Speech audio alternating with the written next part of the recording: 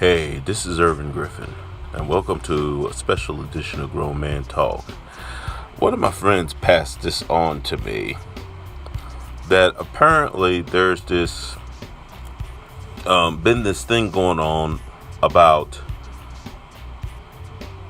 some kind of guide that you have to have a subscription to that apparently has been going around since about 2011, 2012. Telling white people, or showing them rather, how not to be racist. Now, I had never heard of this before, but I'm like, really? Really? And it got me to thinking about a deeper thing. A lot of these, types of black people who hustle or try to run a guilt game, or people or black people who call themselves pro-black. The majority, not all, of course, but a lot of them, they're not really so much woke as they are just hustlers. They talk junk about white people and the white structure here in America, which a lot of their points I believe are valid. At the same time, though, I think sometimes secretly, I think secretly a lot of these cats, the reason they talk junk about white people is that they want to be the white person. And let me explain what I mean. They want to be able to get away with what they get away with. They want to be able to do, just kill people, basically go to trial and basically get either a not guilty verdict entirely, or be able to get off with some kind of reduced sentence when everybody knows they should have got much harsher. And you notice I even said this in one of my other videos, that pro-blacks and white nationalists, they tend to appeal to a lot of the same type of people, usually lowbrow. And you want to talk about sunken place, there's your sunken place. They usually want to appeal to lowbrow, sunken place people who are miserable, unhappy, depressed, and want to blame somebody other than their own selves. So for white nationalists, it's black people, it's Jews, it's Hispanics, whatnot. For pro-blacks, it's the white man. And real quick on that whole how to teach white people not to be racist, that hustle only works on white people who have certain guilt about what happened in the past historically, and generally white people who really haven't done anything to nobody, honestly, like the diehard hardcore racists, whether they consciously are or not. The hardcore, that don't work on them. Right or wrong, they're gonna stand on their shield, and they'll go out on their shield. It's kind of like the thing with Ray Lewis right now. He's saying he wasn't kneeling in protest, he was kneeling to pray.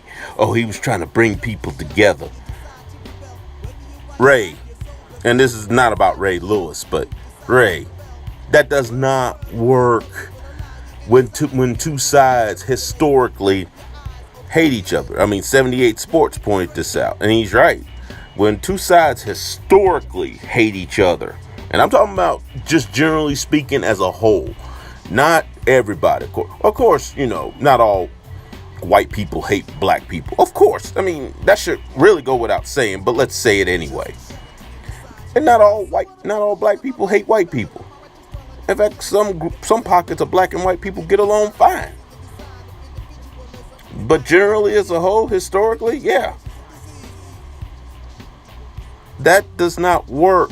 And how are you going to use that hustle on the very people that created that hustle? That created the religious hustle? That don't work on them. Same thing that these black women with this whole how to teach white people not to be racist. That's the same thing. That's the same thing here. How you? I mean, they kind of created that hustle in a way, the guilt hustle. Let me explain what I mean there.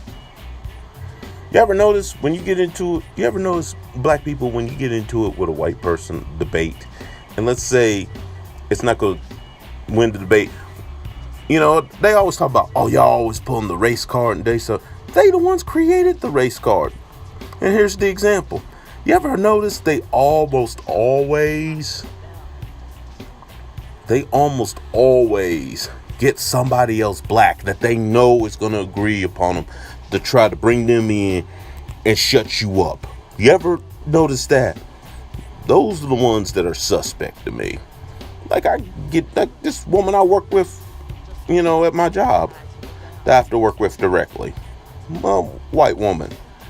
I get into it with her sometimes. But one thing I noticed she has never done. She has never drugged, and there are a couple of other black employees here. She has never drugged another black person, at least not yet. She has never drugged another black person in to try to win her argument. She's always made her argument on her own, whether I agreed with her or disagreed with her. She always made her argument on her own. And I'll be honest, I can respect that. But a lot of times I notice a lot, and white folks that do that are suspect. And you know what? And here's another thing with that too. It's like we as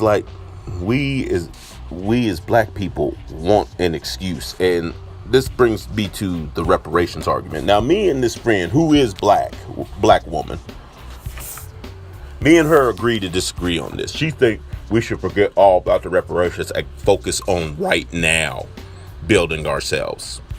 I partially agree with her, but here's why I think the reparations argument is somewhat valid. The reason I believe it's somewhat valid is how many times has the United States... Now, the only one that was really valid was Japan and Native Americans. But the Jews, the Holocaust, that stuff, we had nothing to do... The United States, I should say, had nothing to do with that. Yet they paid them reparations for that.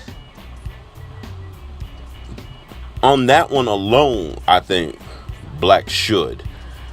The problem is we have gone so long since slavery where that's when it should have happened.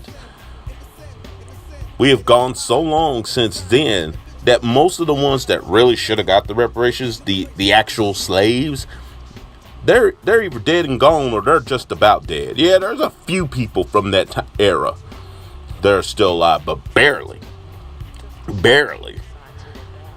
If anyone should get them, it should be them. Or perhaps their families. And don't get me wrong, if they ever did that, would I be in line? Hell yeah, I'd be in line. I'm not going to front. I'm not going to lie. I'd be right in line. I'd be right in line with my check. And there's so much more I could go into that, but I won't. At least not in this video. But honestly, until that happens, which probably, let's not kid ourselves, it probably will not happen. But until it happens, we need to focus on fixing ourselves with what we got right now and protecting that.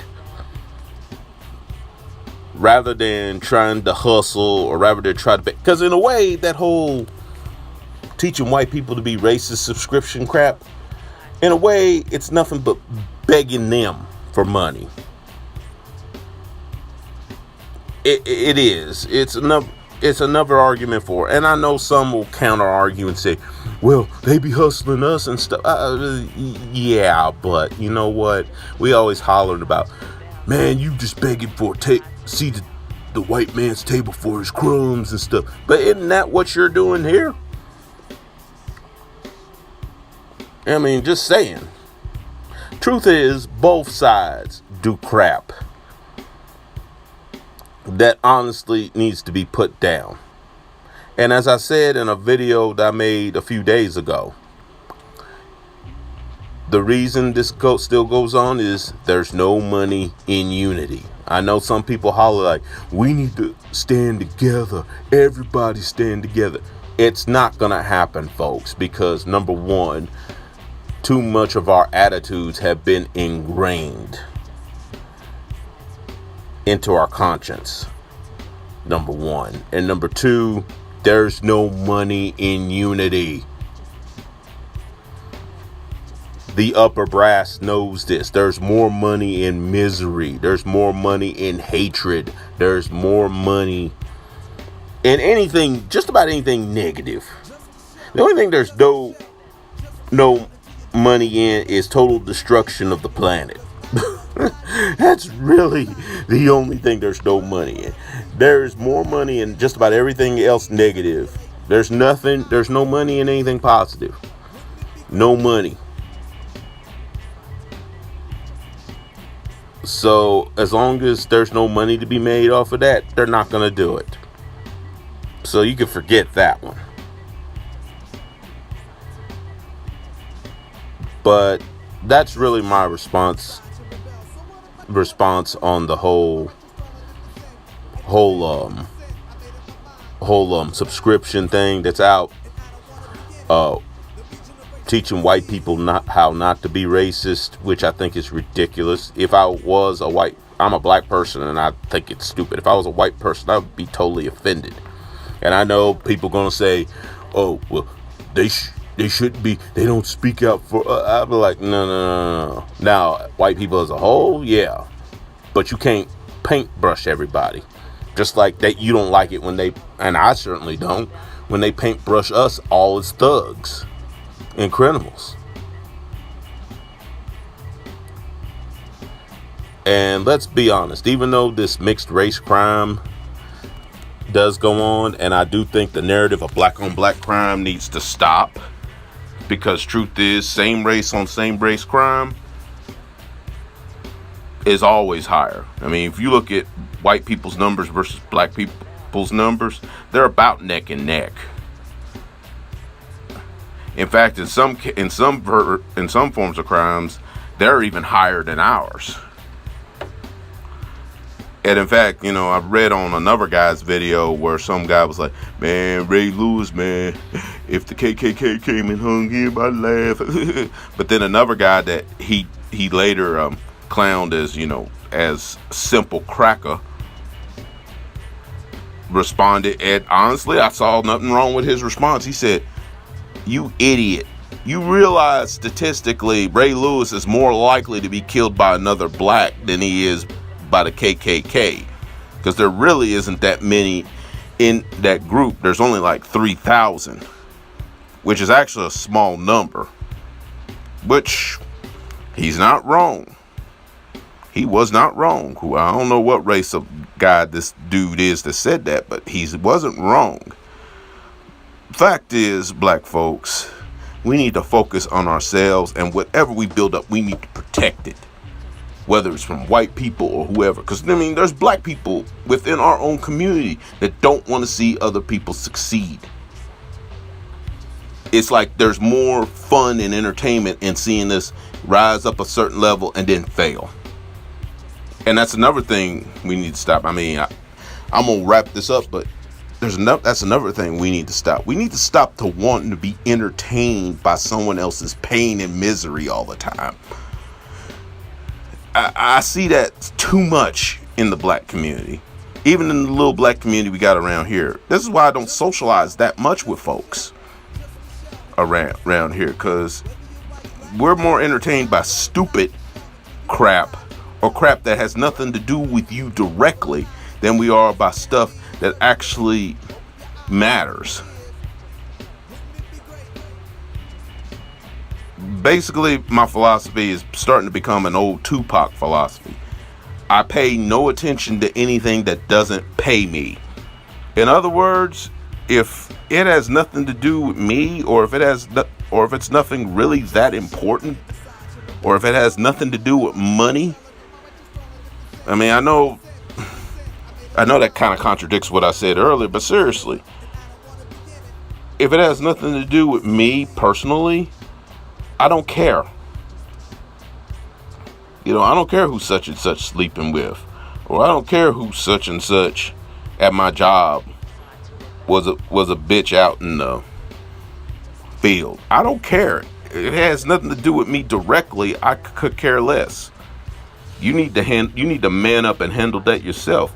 And besides, in that latter one, all I gotta say is, that's straight pussy. It is. That's straight pussy to do that. Go to another grown man about somebody that they work with, that he has no issue with. That's your issue. You need to handle that. But anyway, enough of the rant. That's all I got to say on this. For Grown Man Talk, I'm Irvin Griffin, and I'm out. One last quick thing, though, and I'm speaking specifically to black people. We really need to learn how to treat each other and how to come at each other. If we don't, especially when we don't really know that brother or sister, need to say, hey, how you doing? It's not about being white. It's about being polite, But even if you know them, but don't know them, man, don't come up to them like you would, let's say, a family member you're really familiar with, or a friend you've been a friend with for many years and such. Because, I get so many people, because, I admit, I do stay to myself and stuff. I get so many people try to come to me, with the same way they approach their friends. And I'll be like, what the hell is this? And stuff. And then a misunderstanding gets that I'm stuck up and this and that. I'm like, dude, or even to some of y'all black women, because y'all bad about it too. You don't do that with people you not really familiar with like that. You don't do that. It ain't about being stuck up. It's about respect. We don't respect each other enough. And that's people as a whole too. Not just us, but I'm talking specifically to us. Now I'm out for real.